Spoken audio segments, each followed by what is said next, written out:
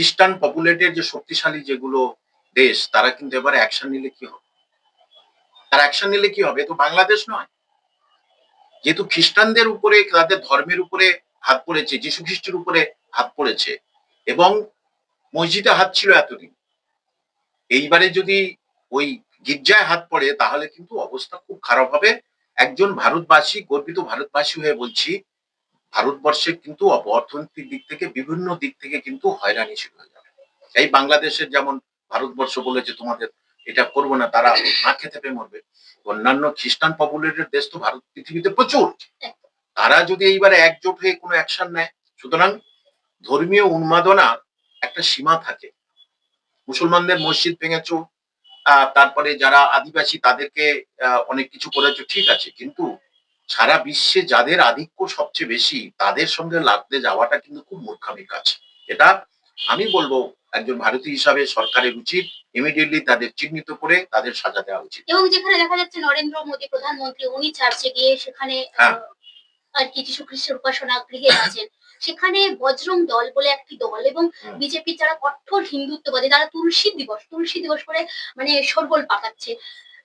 তারা কি মানে ভারতবর্ষটাকে এগিয়ে নিয়ে যেতে চাইছে নাকি আবার পিছিয়ে নিয়ে যেতে? এই প্রশ্নটা কিন্তু বারবার চলে আসছে। এটা ধর্মীয় উন্মাদনা দিয়ে না কোনোদিন কোনো দেশ উপরে উঠতে পারে না।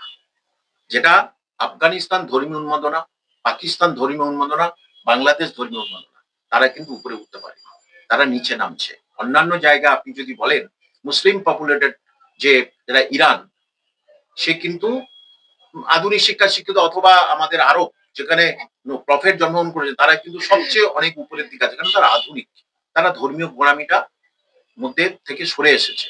তাহলে ভারতবর্ষ কি তো সেই দিকেই চলেছে আমি মনে করি, এবং এটা খুব খারাপ আমাদের জন্য।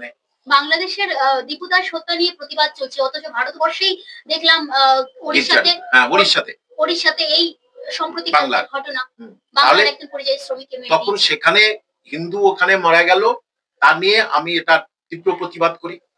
ইসলাম কোনোদিন বলেনি, হত্যার সাপোর্ট করেনি, যারা করে তারা নামে মুসলমান কিন্তু তারা কাজে নয়। তো ঠিক সেখানে উড়িষ্যায় যখন তাকে পিটিয়ে মারা হলো বাঙালি, তখন কেন ভারত সরকার বা অন্যান্য কেউ সেটাকে কোনো কথা বললো না? আর তো বাঙালি ভারতবর্ষের বহু জায়গা আছে, তারা একটা কথা বলেনি। অর্থাৎ সবাইকে যা খুশি মনে করেছে এই কিছু দল উগ্র যারা, তারা এগুলো শুরু করেছে, এগুলোর ফলাফল কিন্তু আরো খুব খারাপ। এতদিন ভারতের ধর্মের মধ্যে ছিল হিন্দু মুসলমান আদিবাসীদের সমন্বয় দেশ, সেটা আমরা জানি, সংবিধানে সেটা জানি। তবুও কেউ যদি বলে যে আমি এটা হিন্দু রাষ্ট্র করব, সংবিধানের বাইরে গিয়ে থেকে হিন্দু রাষ্ট্র করতে পারে না, জোর জবরদস্তি করতেই পারে না। এবং খ্রিস্টানদের ওই গির্জায়, খ্রিস্টানরা যত আমরা জানি দেখেছি খুব শান্তিপ্রিয়, এবং তারা প্রচুর মানুষকে সেবা করে, রাস্তাঘাটে ভিক্ষুক তাদের তুলে নিয়ে গিয়ে সেবা শুশ্রূষা করে। তাদের উপরে হাত দেওয়াটা, তাদের ওই পবিত্র উৎসবে আমি তো কাল গেছি, এটা তো আমাদের আমরা আমাদের সহাবস্থান, হিন্দু মুসলিম খ্রিস্টান একসঙ্গে থাকা। এখন খ্রিস্টানদের শুধু অনুষ্ঠান বড়দিন নয়, বাঙালির অনুষ্ঠান বড়দিন, ভারতবাসীর অনুষ্ঠান বড়দিন, দুর্গাপূজা ঠিক তেমন, ঈদও তেমন। এখানে এই জিনিসটা করাটা একদম শোভনীয় নয়, এটা খুব খারাপ। একটা শেষ প্রশ্ন স্যার, আমাদের ভারতবর্ষে খ্রিস্টানদের উপর যে এইরকম একটা ছবি চিত্র আমরা দেখতে পাচ্ছি, এর ইফেক্ট বাইরে যে খ্রিস্টান দেশগুলো আছে সেখানে তো আমাদের অনেক ভারতীয় আছে, তাদেরকে তো তারা হেয় চোখে দেখবে। হ্যাঁ, এই যেমন বাংলাদেশে যেমন হিন্দুকে মেরেছে, ঠিক ঠিক এখানে মুসলমানদের ওরকম উপরে রক্তচক্ষু দেখানো হচ্ছে।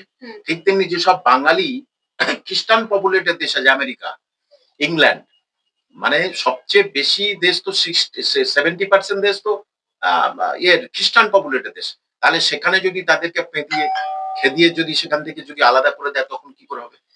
তখন তো ভারতের লজ্জা, আমাদের সব জায়গাতে ঘাট ধাক্কা দিয়ে বার করে দেবে। তখন কি হবে?